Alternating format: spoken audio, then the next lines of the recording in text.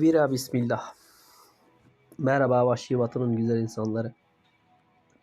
En son ilan panosunu yapmıştık arkadaşlar. İlan panosundaki görevleri henüz yapmadım. Çiftlik kılavuzu burada 7. kısmı tamamladık. 7. kısmı tamamladıktan sonra bize bir tane sıra dışı boru verdi arkadaşlar. Sıra dışı borudan bakalım ne çıkacak. Bir tane ince pantolon çıktı arkadaşlar. 13 savunması, 180 dayanıklılığı olan. Bir ruh puanımız daha gelmiş. Onları da ruh puanına verelim. Bir puanımız daha. Şimdi yapabileceğimiz tezgahlarımız, depolar bölümünde bir ünlem var.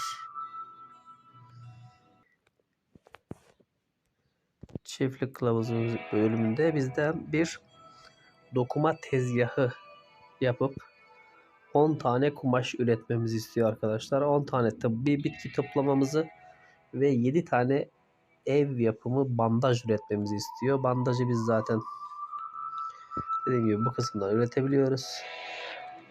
Şöyle 1, 2 ve 3 arkadaşlar, ev yapımı bandajı tamamladık. Şimdi dokuma tezgahında kumaş üretelim ve tıbbi bitki toplamak için çam ormanına gitmemiz gerekiyor arkadaşlar. Çam ormanına gitmek yerine buradaki taş plato görevine gidelim. Tıbbi bitkiler taş platodan toplayalım. Hem de buradaki görevimizi yapmış olalım arkadaşlar. Dokuma tezgahında şöyle bir tane nalımız, bir tane eğrimizi koyalım.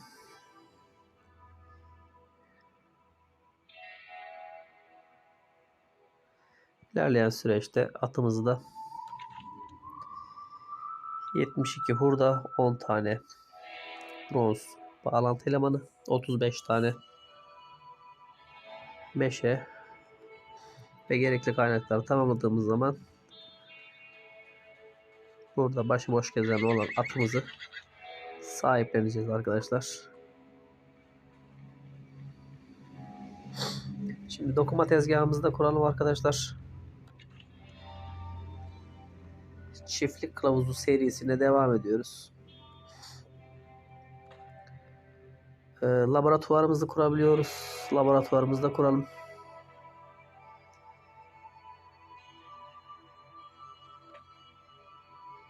Şöyle aktar masasıyla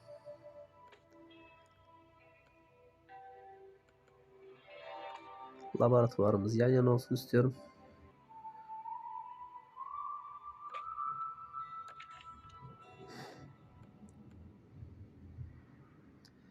O zaman şöyle yapalım. Keşke laboratuvarda 4 yana dönmüş olsaydı. Tamam, şöyle yapalım.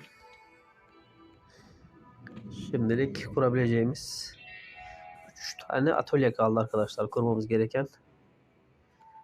Depolarımızda da birkaç tane depo var. Tamir tezgahını kurdum arkadaşlar. Tamir tezgahı bizim için en önemli tezgahlardan bir tanesi. Tamir tezgahını kaybettim. Rick ayak altında dolaşma. Şöyle tamir tezgahı. Şöyle arkadaşlar.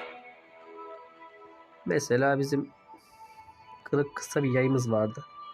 Burada yayı bizim oluşturabilmemiz için 3 tane halat, 3 tane odun, bir tane de deriye ihtiyaç vardı arkadaşlar.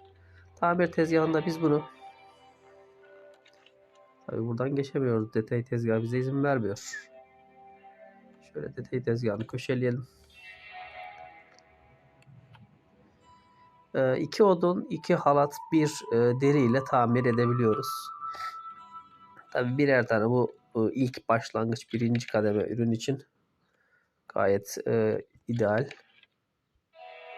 Hatta şöyle taş, çekiç ve zırh için bakalım.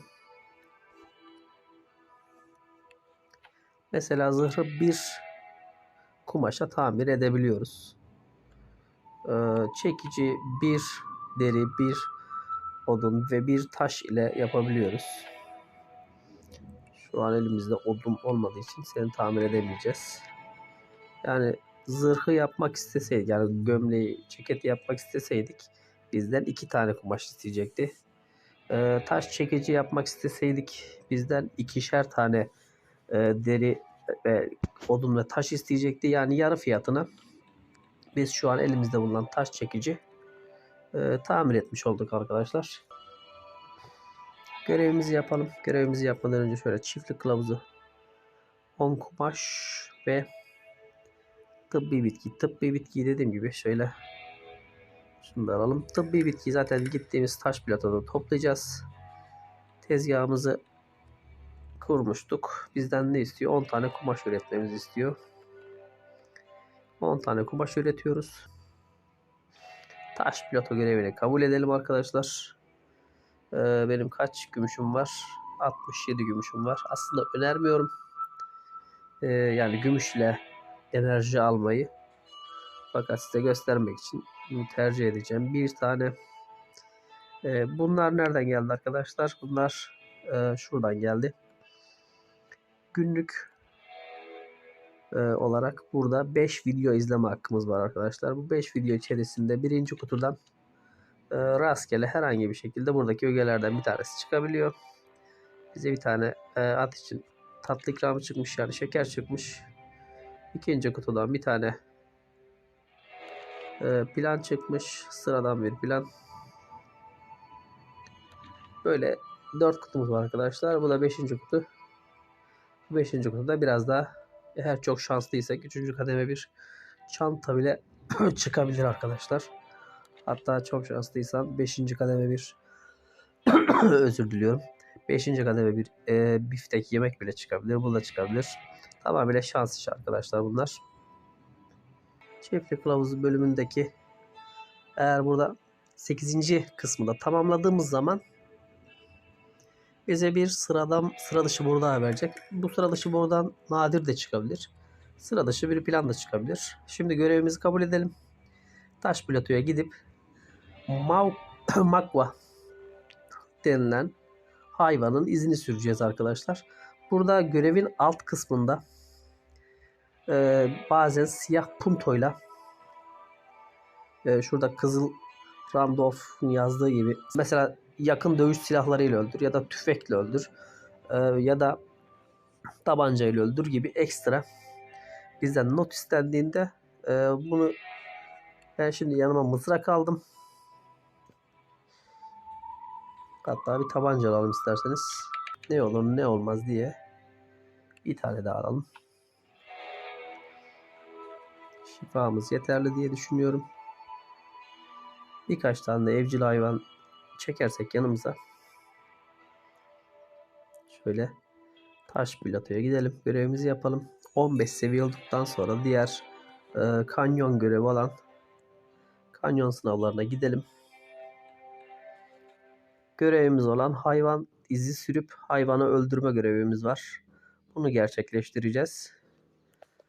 Şimdi Sadık Max. Sadık Max arkadaşlar harita içi görevlerinden bir tanesi.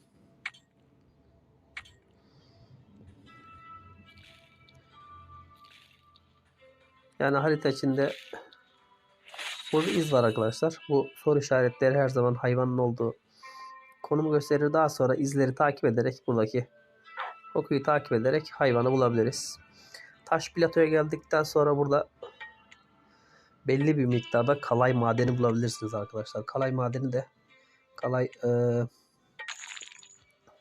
kalay cevheri de kalay madeninde çıktığı için burada bulduğumuz tüm kalayları elde edebilirsiniz. Mesela bir önümdeki kil mesela arkadaşlar. Kili de sisli platoda toplayabilirsiniz daha fazla. Ama tezgahlarınızı ve zeminlerinizi yükseltmeniz gerektiğinde ihtiyacınız olacaktır. Yani gittiğiniz bölgelerde daha üst kademe kaynaklar varsa onları toplamayı tercih edin arkadaşlar. Daha önce söylemiştim, vahşi kedi 15 seviye ama 10 ruh puanı istiyor arkadaşlar. 10 ruh puanı olduğu için vahşi kedi bize saldırmıyor. Şöyle vahşi kedimizi yanımıza alalım. Kalan 1 puanımızda şöyle bir çakal, bir vahşi kedi. bize ekstra güç sağlasın. Burada Amerikan koyunu var arkadaşlar. Amerikan koyunu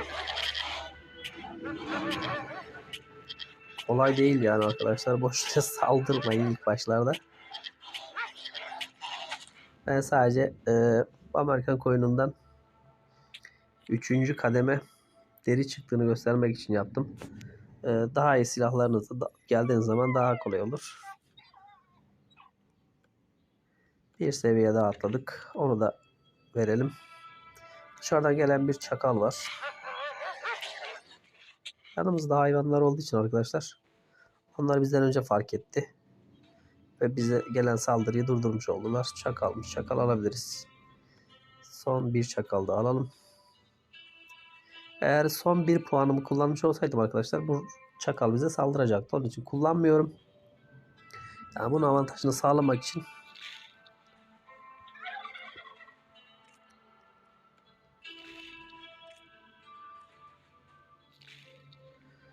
burada haydut var arkadaşlar. Yani arkası dönük ve bir şeyler karıştıran. Bu hayduta eğer bıçak saplarsanız o size kaçacaktır yani. Bu da zaten direkt çantayı açmaya çalıştığınız zaman o da size saldıracaktır. Onun için yanımızda hayvanların olması bizim için her zaman avantaj.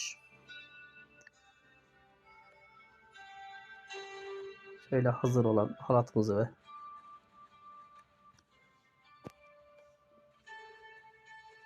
biz buraya iz sürmek için gelmiştik arkadaşlar ama iz her türlü süreriz.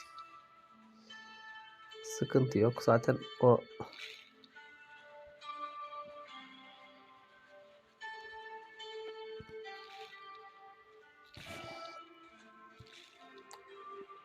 doğada bulunan bu tarz sebze ve meyveler size ilk kullanıldığı zaman çok düşük bir miktar HP sağlar. Yani 5 iyileşme sağlar. Bunları isterseniz içecek yapıp, yani kaktüsleri içecek yapıp mısırlarda yemek yapabilirsiniz. Mesela 5 ruh puanımız olmadığı için domuz bize saldırdı.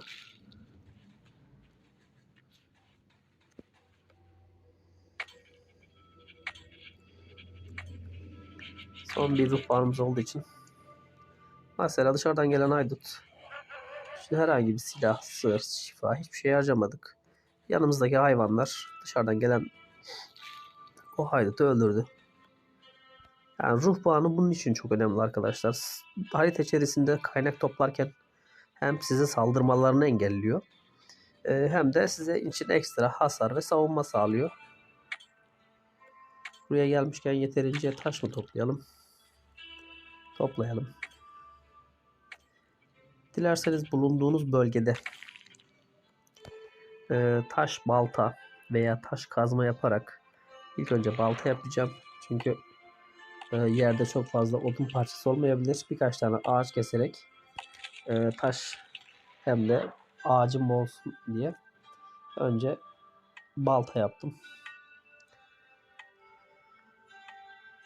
Yani yeşil bölgeler dediğimiz birinci kademe bölgelerde hemen hemen yerde taş ve odun toplayarak kazma ve balta yapabilirsiniz. Bu bölgelere gelirken bakır madeni hariç, tabii ki bakır madeninin içerisinde bazen kutularda çıkıyor ama çok dayanıklılığı olmuyor. Dışarıda göllerde ve ormanlarda çok rahat bir şekilde bulacağınız için buraya giderken götürmenize gerek yok. Doğada bulduğunuz kaynaklarla beraber balta ve kazma yapabilirsiniz. Şöyle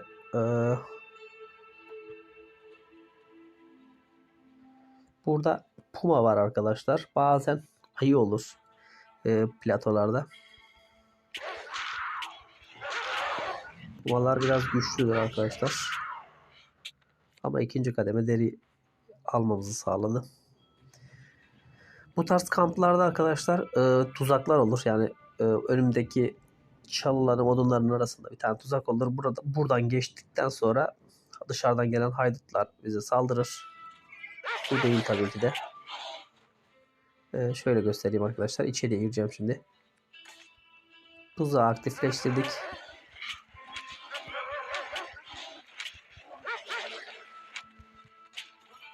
İlk önce ateş edeni öldürmek istiyoruz arkadaşlar. Çünkü bu çok fazla bize hasar veremiyor zaten. Ama yanımızdaki hayvana verir. Hatta yanımızdaki hayvan ölsün, biz yenisini alalım. Gel bu tarafa. O da ölmedi. Şöyle artık çantayı, sandığı istediğimiz gibi açabiliriz. Çünkü tuzağı etkinleştirdik. Hayvan da o güzel. Biraz barut.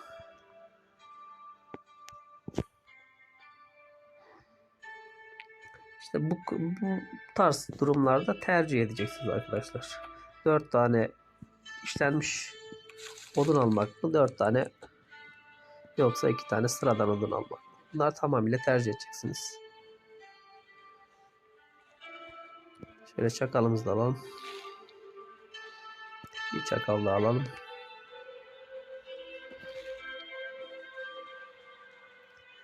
Burada tuzak içinde, yani kafesin içinde.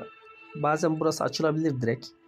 Yani çantayı, eğer kafesi açmak zorunda kalmazsınız, direkt burayı açıp şapkaları değiştirelim. Şu kazma kırılmak üzere. Bunu kullanıp bir bölme daha açarız kendimize.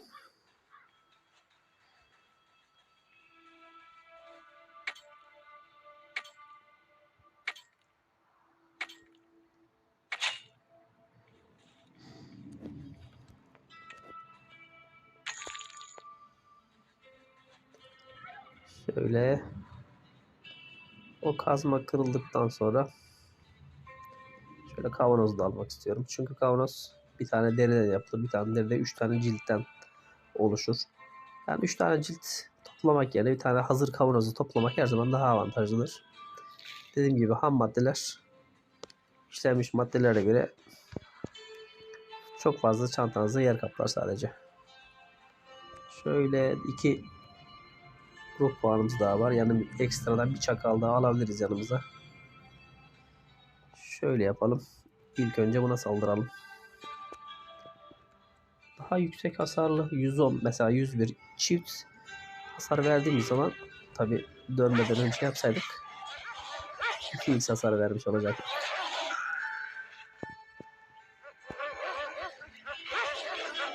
Biraz hızlı olduğumuz için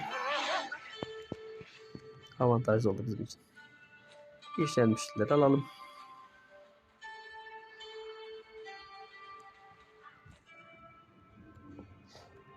Mesela 360 puan canımız var şu an. Burada ekstra, zaten bu yemeğin kalıcı gücünü aldığımız için bize geçici güç olarak ekstra 20 can daha ekleyecek. 380 olacak ve biz onu yediğimiz zaman 20 can daha eklenmiş oldu bize. 30 dakika boyunca 20 dakika 20 canımız olacak ekstra. Şöyle kazmamızı da bırakalım, artık ihtiyacımız yok.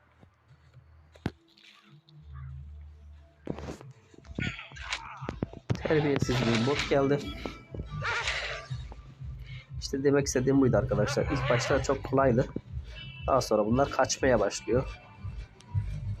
Ama biz bunu burada sıkıştıracağız. Aha, Mayka geldi. Bu da izini sürdüğümüz hayvan arkadaşlar. Ama biz bu hayvanı zaten öldüreceğiz bir şekilde, ama botu öldü zaten.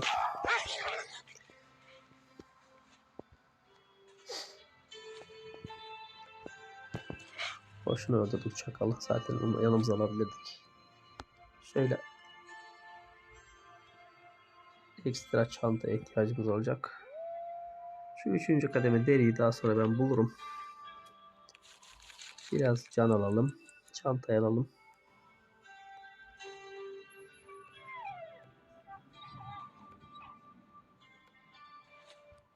Şöyle ayakkabıya bakabilirsiniz arkadaşlar. Mesela dayanıklılığı bu ayakkabının daha fazla.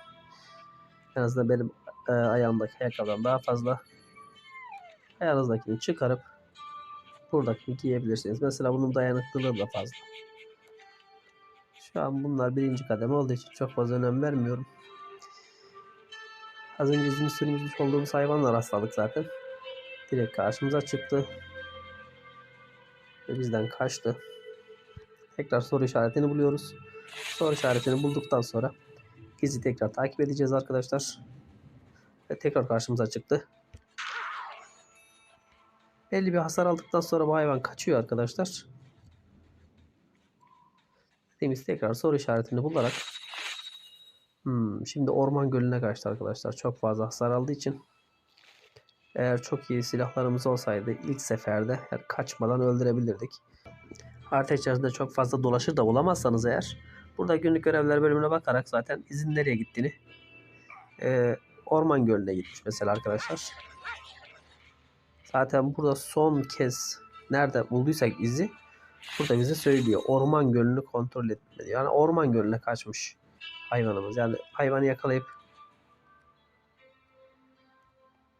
öldürmek için orman gölüne gitmemiz gerekiyor. Şimdi orman gölüne gidiyoruz. Bir günlük ücretsiz VIP verecek sanırım bize arkadaşlar. Bunu daha sonra kabul edelim. Hasar aldıktan sonra arkadaşlar orman gölüne kaçtı. Yani av görevlerinin şöyle bir avantajı var arkadaşlar bizim için. Bize çok fazla süre tanıyor. Mesela burada teknik meselesi dediğini sağ tarafında kırmızı 11 saat 17 dakika diyor. Yani av görevlerini yapmak için boş yere enerji harcamanıza gerek yok. Av görevini alırsınız. Sonra yürürsünüz. Gideceğiniz yere işinizi yaparsınız. Gideceğiniz yere vardığınızda zaten bunu açar. Ondan sonra görevleri yaparsınız. Yani dediğim gibi av görevleri için çok fazla zaman olduğu için boş yere enerji harcamanıza gerek yok. Yani bunu yürüyerek yapabilirsiniz arkadaşlar. Günlük işlerinizi yaparsınız o süreç içerisinde. Şöyle ben sizin için hızlı bir şekilde yapacağım görevi. Daha sonrasında Silverton kasabasına gideceğiz. Kasabadaki tüccarları dolaşarak kasabadaki tüccarlar hakkında bilgi vereceğim arkadaşlar. Görevimizi tamamlayalım. Görevimizi tamamladıktan sonra da kasabaya gidelim. Görevimizi teslim edelim. Ödülümüzü alalım. O sırada da kasabadaki tüccarlar tanıyalım.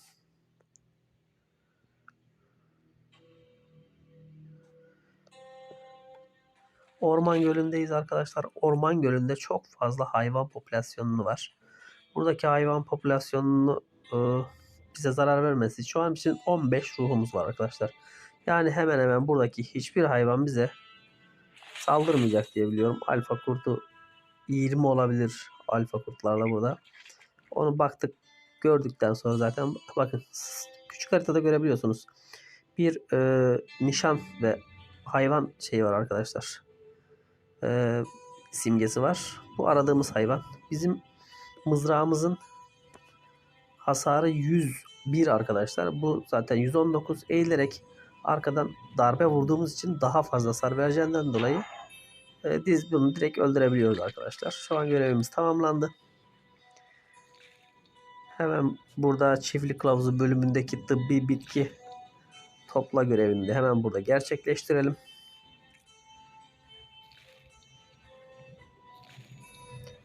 Görevimizi gerçekleştirdik arkadaşlar çiftlik kılavuzu bölümünde. 8. bölümde tamamladık. 9. bölümü tamamladıktan sonra arkadaşlar bize bir tane nadir boru verecek arkadaşlar. Nadir boruyu da tamamladıktan sonra bir tane zırh yap, bir tane gömlek, bir tane set yapacağız arkadaşlar. Yani bu demektir ki zırh tezgahını yaptıracak bize. Zırh tezgahını yaptıktan sonra da bir set bakalım. Dediğim gibi arkadaşlar burada herhangi bir şekilde ruh puanını kullanarak yanımıza evcil hayvan çektiğimizde diğer hayvanlar bizim için biz hedef olacağımız için diğer hayvanlara yanımıza almadan öyle istediğimiz kadar kaynak toplayıp elimizi kolumuzu sallayarak gidebiliriz. Tabi dışarıdan gelen hayvanlar ekstra, onlara bir şey yapamıyoruz. Gri alfa kurt.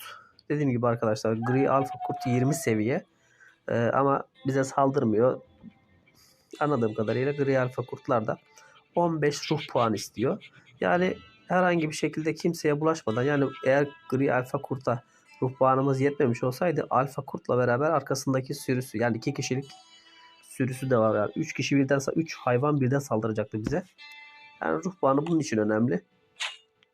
Orta seviyede 50 ruh puanına kadar ruh puanımızı yükseltmemiz gerekiyor.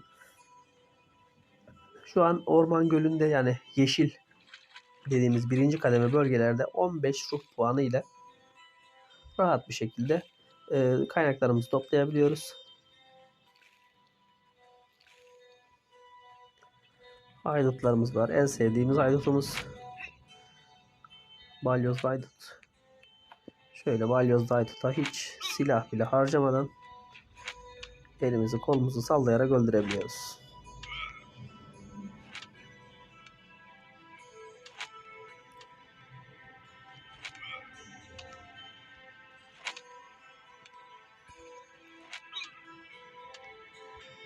Tabii yanımıza bir hayvan da alabiliriz ama diğer hayvanlar bize saldıracağı için hepsiyle uğraşmaktansa hiçbiriyle uğraşmamak daha iyi. En sevdiğim haydut Akıncı. Evet, canı ve sağlığı biraz fazla ama şöyle bir ruh puanı daha, ekstra bir ruh puanı bize bir tane yanımıza çakal alabileceğimizi gösteriyor. Gereksiz bir mızrak. Görevden gelen sıra dışı borumuzu da açalım. İnce pantolon 2. seviyeye çıktı mesela.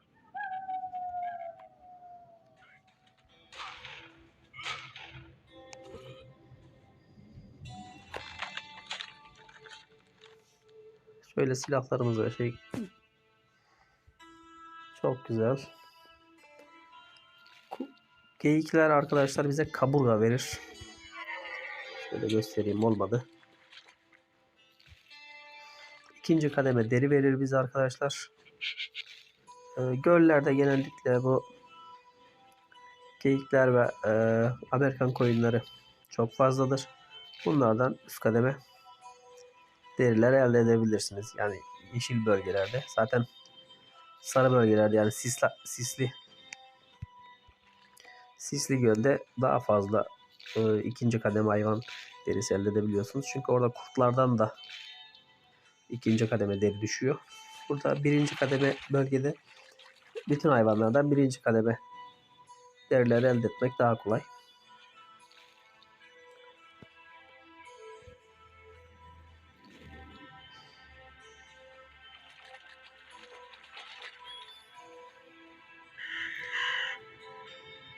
Burayı açarsak haydutlar gelecek arkadaş etrafımıza. Öncelikle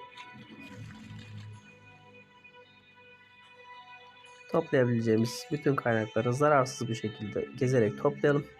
Daha sonra yanımıza 2 tane hayvan alalım ve diğer hayvanları öldürmeye başlayalım.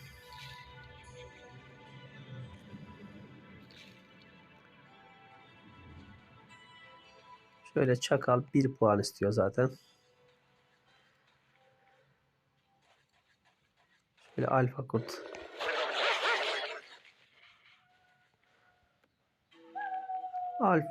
Gri kurtlar da 5 ruh puan istiyormuş arkadaşlar. Yani bu demektir ki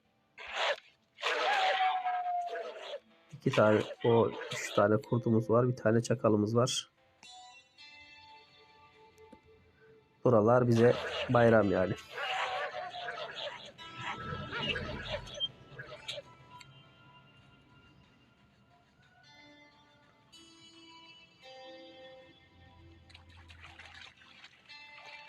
Şöyle şimdi haydutlar gelsin.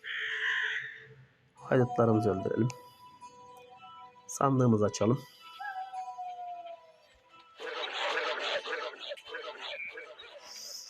Duralım gençler.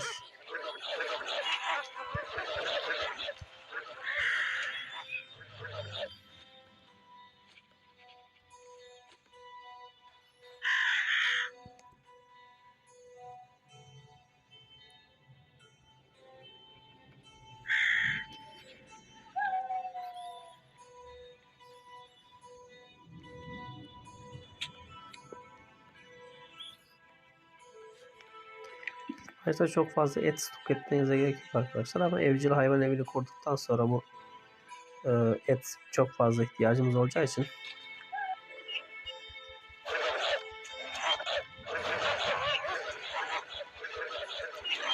şimdiden toplamaya başlayabilirsiniz. Kurt dişi ve ayı pençesi. Bunları da şimdiden stoklayabilirsiniz arkadaşlar. Ama şu an ben almak istemiyorum.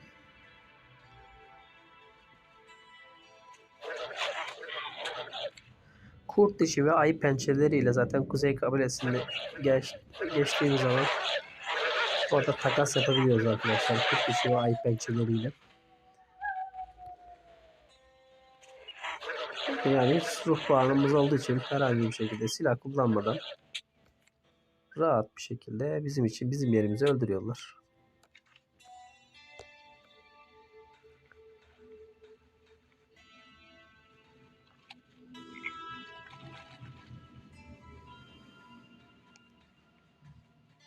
Şöyle son gruba da dalalım.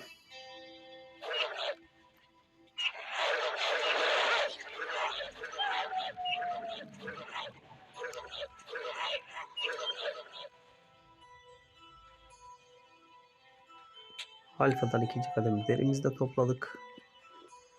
Biz son gruplar ona bir ulaşma kırdık. Şu an yumruklar konuştu.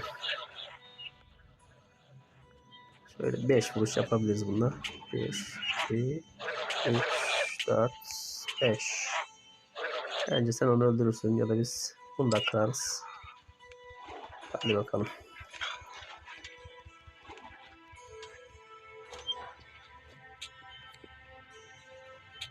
Yeterince silah kırdığımıza göre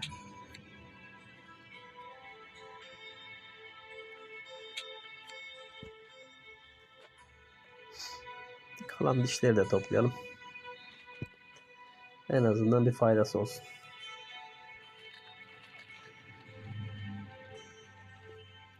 Görevimizi tamamladık arkadaşlar. Sol alt kısımda bizi kasabaya yönlendirecek zaten görevi takip ettiğimiz için. Kasabaya gidelim. Kasabadaki tüccarları tanıyalım. Hangi tüccarın bize ne fayda sağlayacağını, hangi tüccarın bize ne görev vereceğini onları konuşalım. Kimseye bulaşmadan kasabamıza gidelim.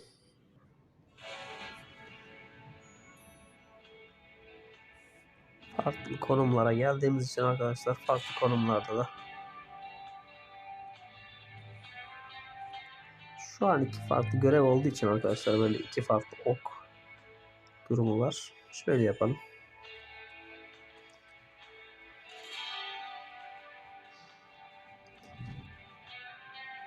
Baştan başlayalım arkadaşlar. Kasabaya buradan giriş yapıyoruz. Kasabamızın girişi burası arkadaşlar.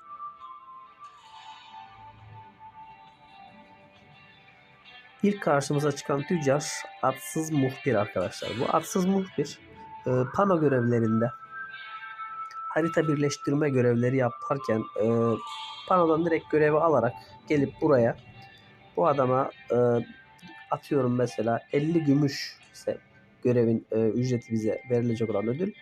Bu adam bizden 45 gümüş alarak bize direkt konumu gösterecek. Yani harita içerisinde harita toplamadan direkt konuma, yani öldüreceğimiz şahsın konumuna bizi götürecek. Şerif bize görevler vererek, pano görevleri vererek ya da hikayenin ilerleyen süreçlerinde bize farklı görevler vererek halkın huzurunu sağlayan kardeşimiz. Burada Santiago Garcia tabir yapıyor arkadaşlar şu şekilde.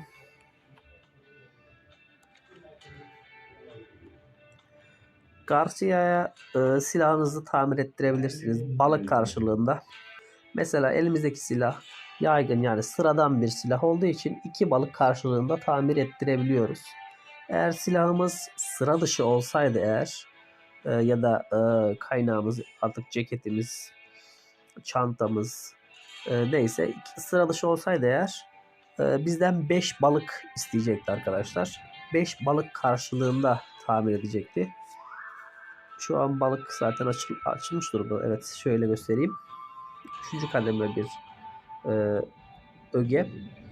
Eğer balığımız olsaydı, zaten balık da zaten rastgele çıkıyor arkadaşlar. Haritalarda tamamıyla şansınıza ne kadar çok seyahat ederseniz o kadar çok rast gelme olasılığı var. İlerleyen seviyelerde farklı bölgelerde de çıkabiliyor. Eğer yaygın sıradan bir kaynağınız varsa, ögeniz varsa bunu 2 balık karşılığında tamir ettirebiliyorsunuz burada. Ama ben bunu zaten tezgahımda kendi çiftliğinde tamir ettirebildiğim için boş yere balıkları buraya harcamaya gerek yok. Eğer sıra dışı olsaydı kaynağımız bunu 5 balık karşılığında tamir ettiriyor. Nadir bir öge olduğu zaman bu nadir ögeyi 10 balık karşılığında bir kere, yani günlük bir kez çalışıyor, 10 balık karşılığında tamir ediyor. Epik olsaydı eğer kaynağımızda, mesela çantamız bizim nadir. Bu çantayı biz eğer kırılırsa, öldüğümüz zaman kırılacak bu çanta.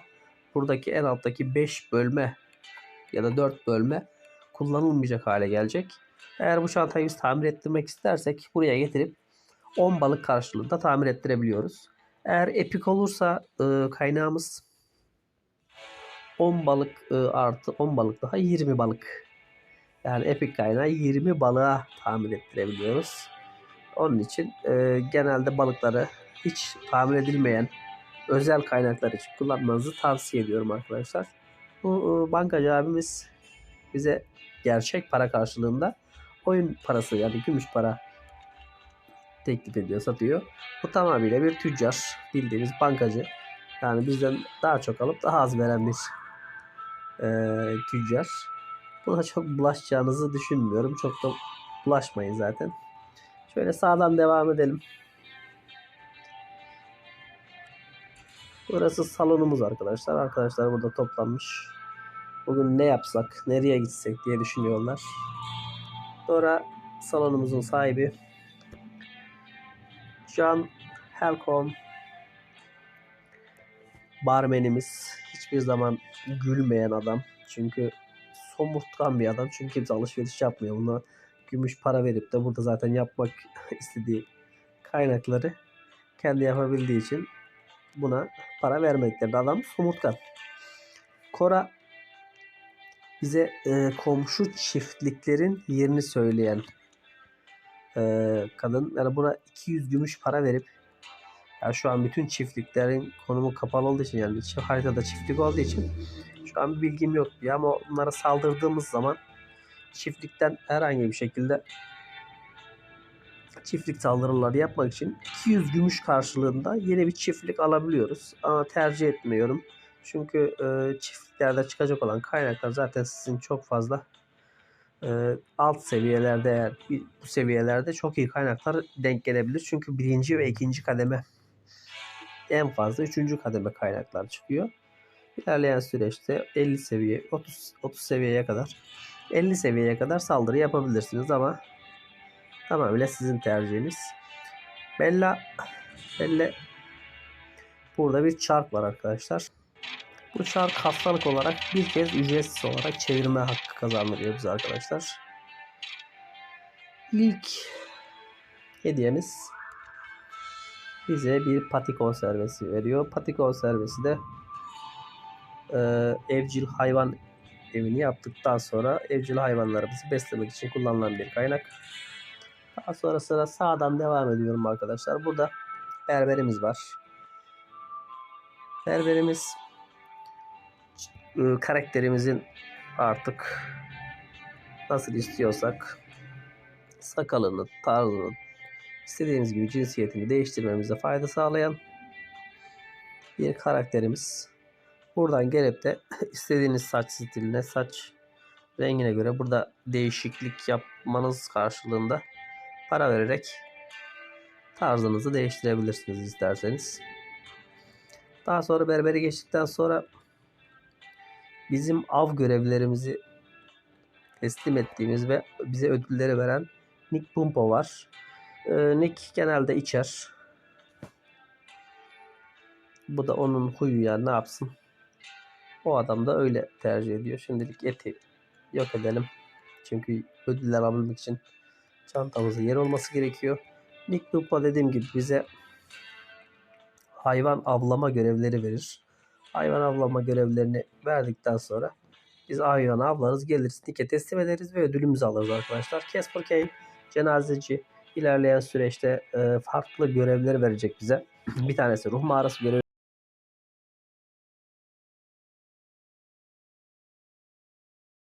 mesela. Daha sonra ilerleyen süreçte tekrar tanışırız zaten kendisiyle. Tekrar sağdan devam ediyorum arkadaşlar. Burada Greg Ellison bize kasa, yani haritalar içerisinde çelik kasalar göreceksiniz arkadaşlar. Bize diyecek ki, mesela şurada masanın altında var da tamamı görünmüyor. Bize diyecek ki çelik kasayı getir, açayım diyecek. Ama çelik kasalar at arabasıyla, yani vagonla, projeler bölümünde görürsünüz zaten, yük arabası tamamlandıktan sonra yük arabasıyla taşınabilecek bölgelerdir. İçerisinden belirli kaynaklar çıkar sizin seviyenize göre. Diyelim ki bir tane kırık silah, bir tane kırık zırh, 3-5 tane de kaynak çıkar. Onun için onunla harcama yapıp boş yere kendinizi yormayın. Burada Gustav Stein bir mühendis var arkadaşlar. En çok ihtiyacınız olan insanlardan bir tanesi bu. Buna gümüş karşılığında az bulunur. Dediğim gibi arkadaşlar, boruları burada takas edebilirsiniz. Ama hiç takas işine girmeyin. Dediğim gibi her boru bir üst kademe nadirlikte bir öge çıkarabileceği için takas işine girmeyin. Ama gelip buradan para karşılığında, yani gümüş para karşılığında herhangi bir şekilde boru alabilirsiniz. İlerleme takvimi çok önemli bir şey değil. Size 2000 karakter, yani XP puanı verir. XP puanı da sizin ilerlemenizi, seviye atlamanızı sağlar. Yeniden eğitim kitabı şu an arkadaşlar 200 gümüş, VIP olmadığımız için. VIP olursa burada 160 gümüş. Nadir borular 200. Az bulunur burada 40 gümüşe geliyor. Yeniden eğitim kitabı hemen hemen her seviye oyuncu için gerekli bir kitap arkadaşlar. Yeniden eğitim kitabı bizim burada ruh puanlarına vermiş olduğumuz karakter puanları ya da savunma, artık hangisine dağıtıyorsak, burada vermiş olduğumuz puanları sıfırlayarak yeniden dağıtmamızı sağlar arkadaşlar. İlerleyen süreçte belki lazım olursa tekrardan alabiliriz. Buradan devam ediyorum. Burada posta kutumuz var arkadaşlar. Kasabada posta önünde. Buradan bazen kaynaklar alıp ihtiyacınız olduğu zaman kullanabilirsiniz. Altın tüccarı. Şu an için altın tüccarı açık değil arkadaşlar. Çünkü ilerleyen süreçte zaten onlardan anlarız. Burada da Joe Bacon var. Bu kasap arkadaşlar. İlerleyen süreçte bir görev verecek bize yan görevlerden. Eğer bunu tamamladığımız zaman da burada Bacon bize gümüş para karşılığında et satacak. Et ürünleri satacak arkadaşlar. Peter Johnson çelik tüccar arkadaşlar. Burada bir alt kademe çelikleri takas ederek bir üst kademe çelik almamızı sağlıyor arkadaşlar. Mesela 5 tane bakır külçe getirdiğimiz zaman bir tane bronz külçe takası yapmamızı sağlıyor. Demir aynı şekilde. Buradaki üst kademe silahları da eğer gümüş para karşılığında almak isterseniz sizin tercihiniz. Diego Santana bizim taş tüccarımız arkadaşlar. Burada bir alt kademe kaynaklarla bir üst kademe kaynaklar takas edebilirsiniz. Güçleyen deri ve halat tüccar arkadaşlar. Dediğim gibi bütün takaslar bir alt kademeden 5 tane verip bir üst kademeden bir tane almak karşılığında yapılan takas ücreti. Burada da kumaş topu ve kumaşçı Marta teyzemiz. Ve en son olarak sona bıraktım keresteci gramı. Çünkü burada reçine takası yapılıyor. 7 tane ya da 8 tane yanlış hatırlamıyorsam. Reçine ne işe yarıyor? Eski köprü var. Birazdan haritaya çıktığım zaman size göstereceğim. Bu reçine takası o harita için geçerli arkadaşlar. Yine ilk başlarda çam tahtası, gül tahtası, servi gibi 5 tane getirip bir üst kademeden birer tane alabilirsiniz arkadaşlar. Önemli olan buradaki Jason'ın reçine takası bizim için önemli olan. Günlük bir kez takas ettirebiliyor arkadaşlar. 20 tane akça ağaç tahtası 3. kademe. 3 tane demir külçe. Pardon 5 tane demir külçe 3. kademe demek istedim. 5 tane demir külçe 10 tane de keten kumaş. Getirdiğiniz zaman bir tane reçine alabilirsiniz arkadaşlar. Diğer bir reçine temin edebileceğimiz kişi ise Elias Samson'dur arkadaşlar. Elias Samson şu an için bize görev vermiyor. Çünkü belli bir seviyenin üstüne çıkmamız gerekiyor görev vermesi için. Ve son 2 tüccarımız. Bir tanesi Loren. Loren bize gümüş para karşılığında veya takas karşılığında at malzemeleri veriyor arkadaşlar. Mesela bir tane eğer takası yapmak için bizden bir tane atnalı, bir tane üzengi, bir tane de dizgin istiyor arkadaşlar. 3 tane bu kaynaklardan getirirsek bize bir tane eğer verebiliyor. Aynı şekilde atnalı ve üzengi içinde, dizgin içinde bu 3 kaynaktan bir tanesini de verdiğim zaman diğerlerini elde edebiliyoruz. Tenteya için at arabası yani yük arabası için gerekli bir kaynak arkadaşlar. Bunun için istenen kaynaklarda 4 tane nal, bir tane üzengi, bir tane eğer, bir tane de dizgin arkadaşlar. Onu da ilerleyen süreçte yük arabasını yaparken tamir edelim. Burada at için tatlı ikram var arkadaşlar. Mesela en fazlasını almak her zaman daha avantajlı. Çünkü sürümden kazanabiliyorsunuz. At yemi gerek yok arkadaşlar at yemi almanıza. Çünkü tarlada üretmiş olduğunuz herhangi bir ürünü verebiliyorsunuz şeyinize, atlarınızı beslemek için. Önce at ahırını tamamlayıp sonra gelmemizi istiyor Norris'te. Şu an için yan hikayeleri, üst kademeleri geldiğimiz zaman Norris'te bize görev verecek arkadaşlar. Şu an at ahırını inşa etmemiz gerekiyor. Onun için bunların hiçbiri açık değil. Onu tamam, at ahırını tamamladıktan sonra detaylı bilgi olarak hepsini anlatacağım arkadaşlar. Şu an için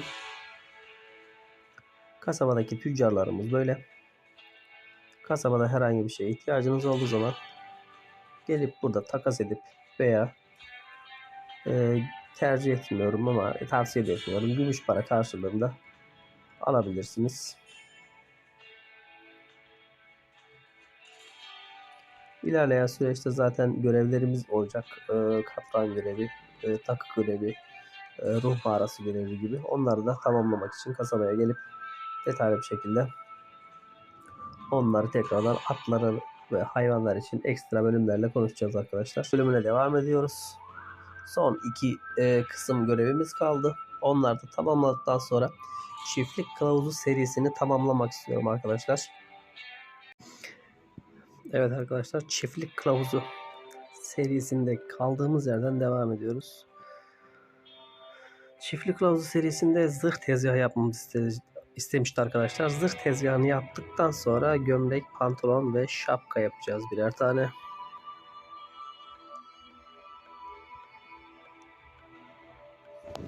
Şöyle gömlek, pantolon ve şapka tamamlandı arkadaşlar. Çiftlik kılavuzu bölümünün 9. kısmını da tamamladıktan sonra arkadaşlar 10. kısımda bize görev vermiyor ve çiftlik kılavuzu serimizi tamamlamış bulunuyoruz arkadaşlar. Bu eğer akıllıca oynarsanız bunu ilk gün hemen tamamlayabiliyorsunuz gördüğünüz gibi arkadaşlar. İlerleyen süreçte çiftlik kılavuzu bölümünü tamamladık. İlerleyen süreçte bakalım nadir buradan bize ne çıkacak. Hemen bakıyoruz. Çivili sopa 2. seviyeye çıktı arkadaşlar. Çivili sopamızı yapabilmek için de Tezgahımızı yükseltmek için bize 4 tahta gerekiyor arkadaşlar. 4 tahta da zemin için gerekiyor. Bunu şu şekilde sağlayabiliriz. Bir 4 tahta buradan, bir 4 tahta da bunun altından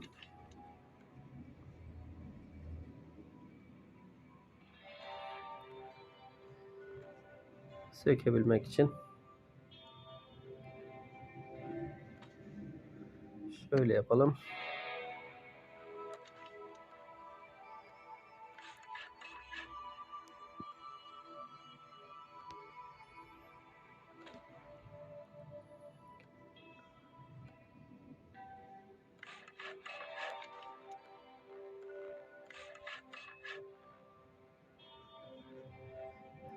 Böylelikle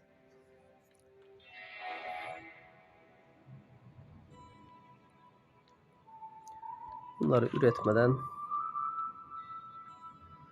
marangoz masamızı ikinci seviyeye çıkarıyoruz arkadaşlar. Şöyle bakalım.